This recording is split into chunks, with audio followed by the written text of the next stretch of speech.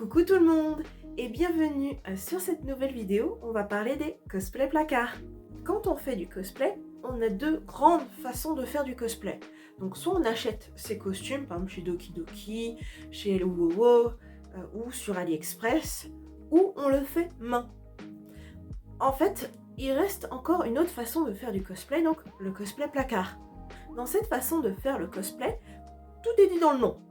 On prend des vêtements de son placard. Pourquoi on fait du cosplay avec des vêtements de son placard? Vous allez certainement me poser la question. En fait, c'est très simple. Il y a des personnages qui sont habillés dans des tenues de tous les jours.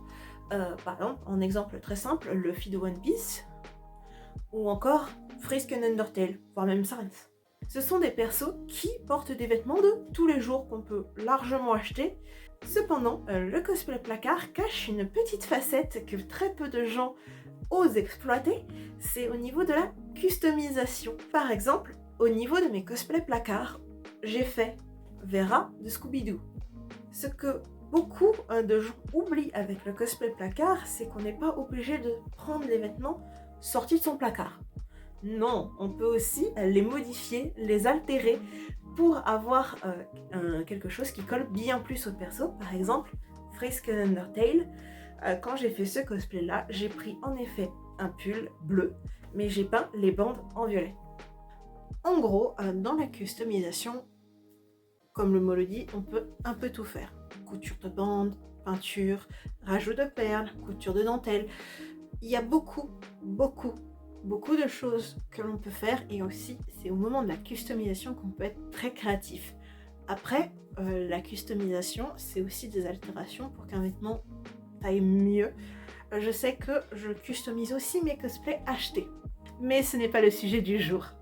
Après, au niveau du choix des vêtements, on peut partir sur soit ce qui ressemble plus, soit l'adapter avec des vêtements de tous les jours. Par exemple, au niveau de l'adaptation, le cosplay qui adapte le plus le personnage, selon moi que j'ai fait, ça va être Vera de Scooby-Doo. J'avais pas trouvé la bonne jupe, j'ai pris cette jupe là et ça fait très bien le taf. Donc maintenant, quel est le procédé derrière un cosplay placard? Comme vous avez déjà pu le voir sur une autre de mes vidéos, justement j'ai fait le cosplay de Cléa d'Expédition 33. C'est un cosplay que j'ai fait uniquement avec des vêtements que j'avais déjà dans mon placard. J'ai vu que j'avais tous les vêtements, j'ai vu que ça collait, je l'ai fait. Parfois, il faut faire de la recherche au niveau des vêtements, donc soit on achète dans des boutiques de vêtements classiques, soit on se tourne vers la seconde main, soit via les brocantes, soit via Vinted. Beaucoup de gens crachent sur le cosplay placard en disant oui, c'est pas du vrai cosplay.